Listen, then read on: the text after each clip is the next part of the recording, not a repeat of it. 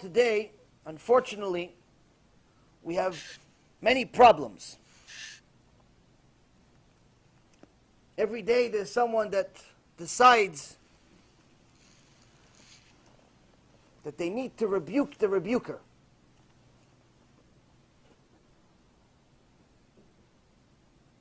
They see Mechalel Shabbat, lives next door to them for 5-10 years, they never say a word. They see the guy that's cheating on his wife, they never say a word. They're friends with the guy that's stealing, they don't say nothing. They hang out with the guy that's eating taref on a daily basis. I'm going to mind my business, I'm not going to tell him. He'll find out on his own. They see the guy driving to shul on Shabbat, 20 years. No one says a word. I don't want to turn him off. Instead, they contact me. And they said, you know, you shouldn't rebuke people. It's not a good way to help people do tshuva. It's not a good way to help people get closer to HaShem. You're supposed to do it out of love. You're supposed to do it, say nice things to them. Say that they're good and they're nice and they're wonderful and HaShem loves them, and that's how you help people do tshuva. And usually my question is, how many people have you helped do tshuva? And the answer is always the same: 0. Nothing. I said, how do you know this shita works then? He says, well, all the rabbis are using it.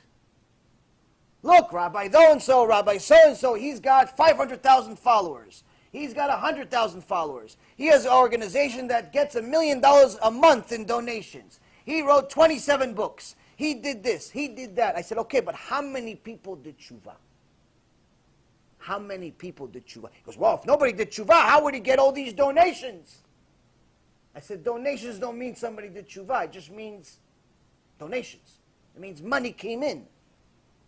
One thing has nothing to do with the other.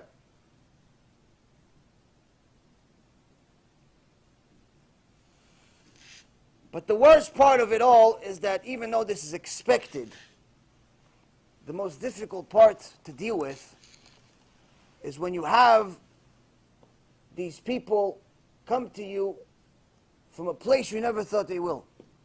They used to call themselves your friends. So this happens regularly. And just last night, this person that used to come to my house, show up unannounced,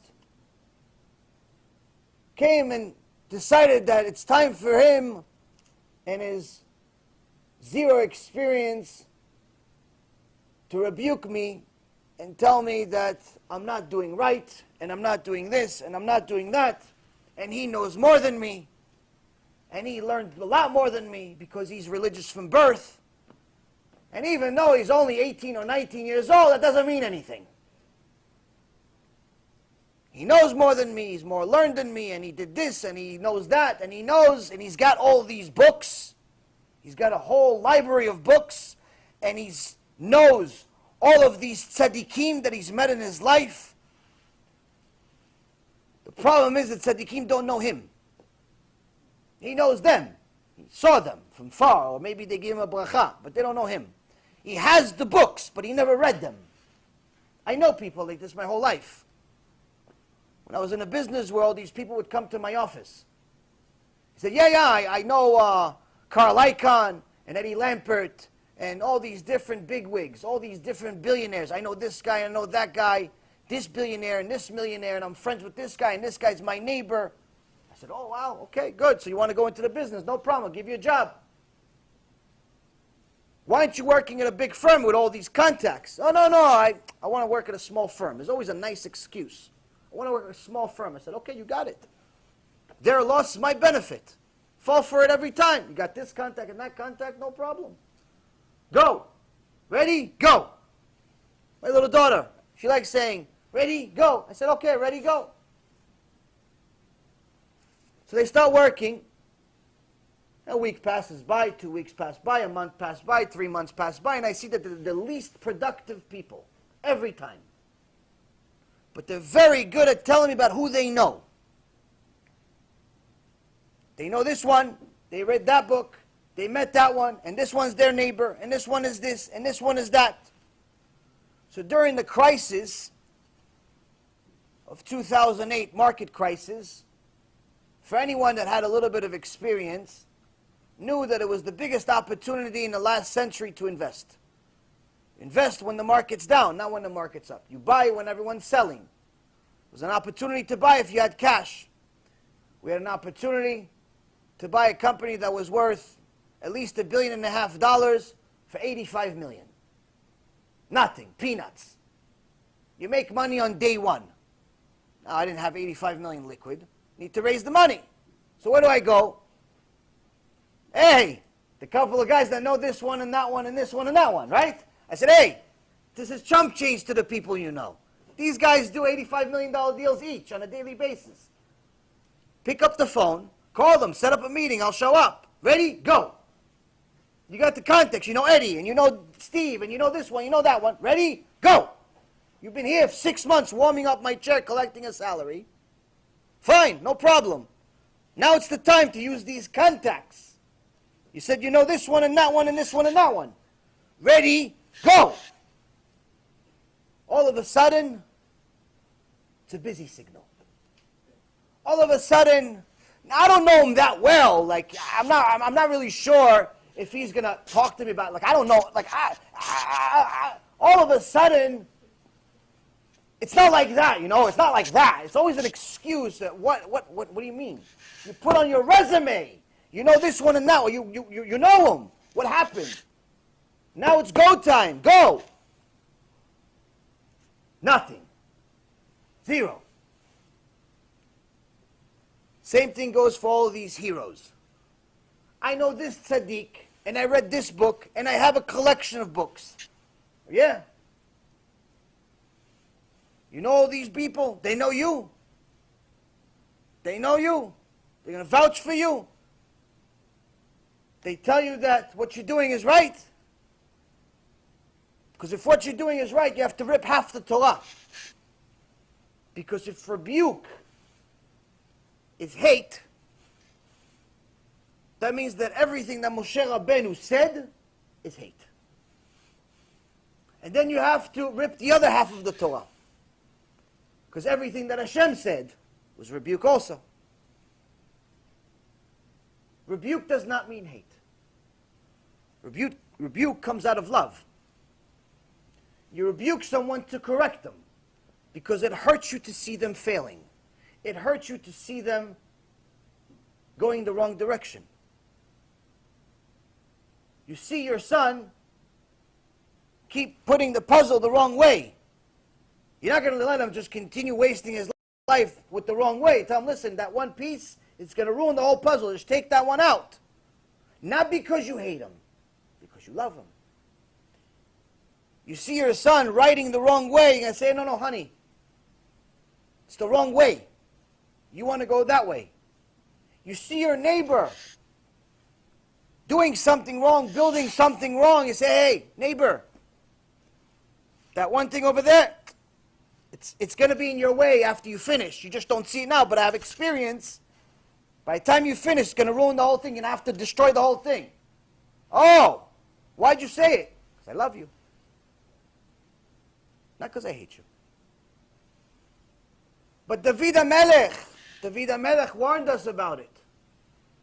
And he said in Tehillim 118, Sabuni gam sevavuni b'shem Hashem ki amilam, Sabuni kedvorim doachu ke'esh kotzim b'shem Adonai ki amilam. They encircle me. They also surround me in the name of Hashem. I cut them down. They encircle me like bees. But they are extinguished as fire does thorns in the name of Hashem. I cut them down. David HaMelech is telling us several things, and one of the chidushim we had, Baruch Hashem, it's not the dvorim, it's not the bees that are obvious that hurt the most.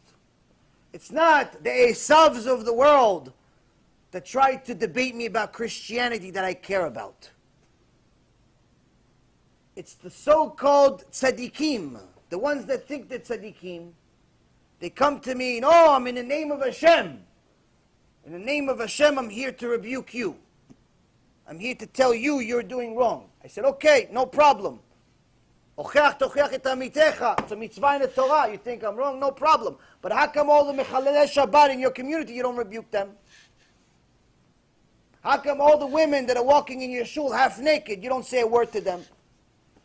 How come all the people that are intermarried, you welcome them into your shul? Why? Let's say my strategy is wrong. Let's say. Fine, I'll take it. What about yours? In the name of HaShem they come. And how they come, David HaMelech says, they come like bees. They think they're doing a mitzvah. But he says, we fight them in the name of HaShem. And all of these fakers will be destroyed eventually. We don't want bad for anyone. We want everyone to do Teshuva. But before you go in the way of someone that's trying to sacrifice their life to help people do Teshuva, ask yourself a question. All those people you know, all those tzaddikim, all of those books that are on your shelves that you haven't read, they agree with you? Or is it just like 3 verses in some parasha that you mistranslated? Those books, those Gemara, the Zohar, the Mishnah, all of those books, all of those tzaddikim that you say you know, they're going to vouch for you, they're going to sign a check for 85 million? Or when you come, say, hey, I rebuked the guy that left a life of millions to work for free to help Am Yisrael do Teshuva. I rebuked him, so he stopped. So he's not doing it anymore. He gave up, he retired, he went back to Wall Street. They're going to vouch for you in Olam Haba. They're going to come to you in Olam Haba, yeah, he did right. He did right. I'll vouch for him. They wrote the check. They wrote it. Or they're going to say, no, I don't know. That guy, I wouldn't even mess with that guy. I blessed him, I was an accident. I didn't know it was him. It was before he did this craziness. I wouldn't have blessed him if I knew. Oh, it wasn't like that. I wasn't sure. All of a sudden, no one knows. This is important to know. It's important to know because unfortunately, the Gog Magog that we've been talking about for the last 3 years of doing lectures, it starts at home. It starts inside. The Erev Rav is inside. The Gog Magog is inside. Satan is inside. It's all inside. What are we doing today to help Am Yisrael do Teshuva? I've heard enough. New arrival screams echoing through the hallway to know that this ain't good. Once they pass them through the infierno, they don't come back. It's enough to make you go crazy. Do not think we fear you, Spirit.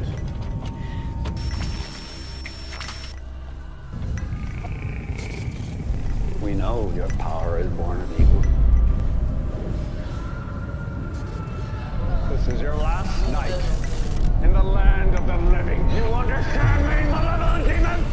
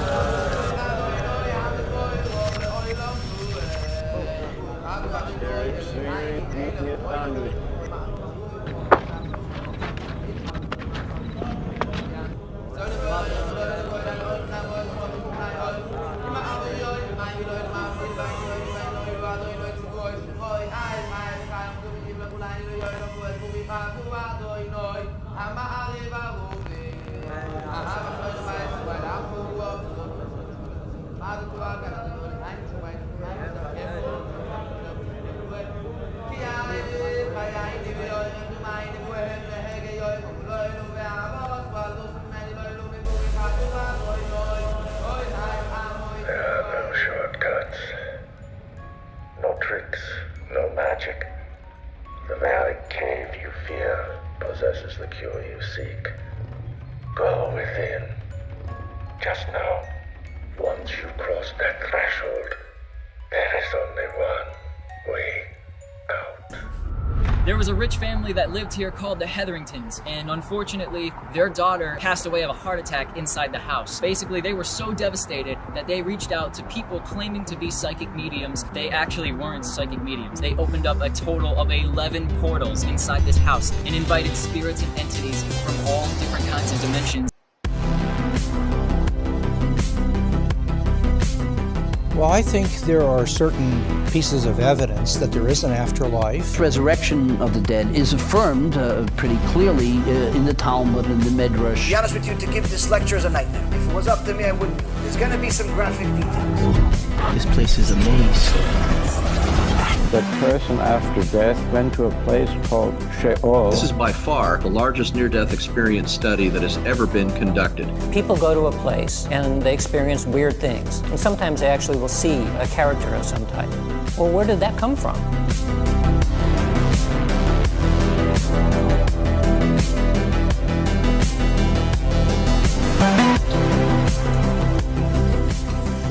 I don't know why that one chain is swinging back there.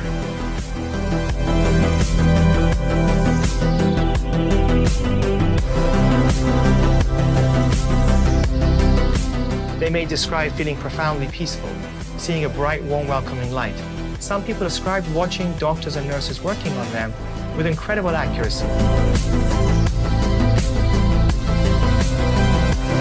Next thing I knew, I was above my body watching the operation. How long did you feel like you were gone? I went to a place of timelessness. And so what that means, it could have been a second, could have been 5 minutes. I don't know.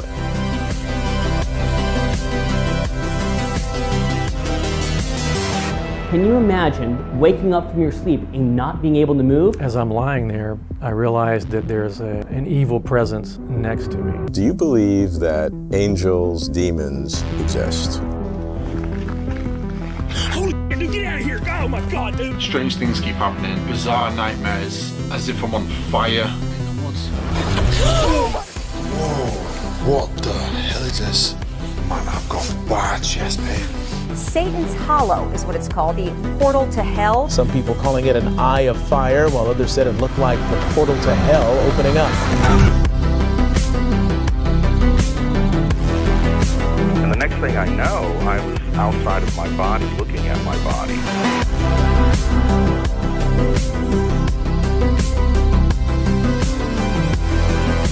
What I'm going to do is called claromancy, the art of throwing lots or throwing bones. 2,000 years of experience, passed down, recorded, of how demons work. God has them all on a leash, and he lets the leash go enough to let them tempt us, because that's what makes us spiritually stronger. I'm trying to be as graphic as possible so you understand what we're talking about. It's your ticket to reality. It's your ticket to freedom. It's your ticket to immortality. Is there an afterlife? Is there a God? It's the type of information that can keep you away from the Yetzirah. What happens to us after we die?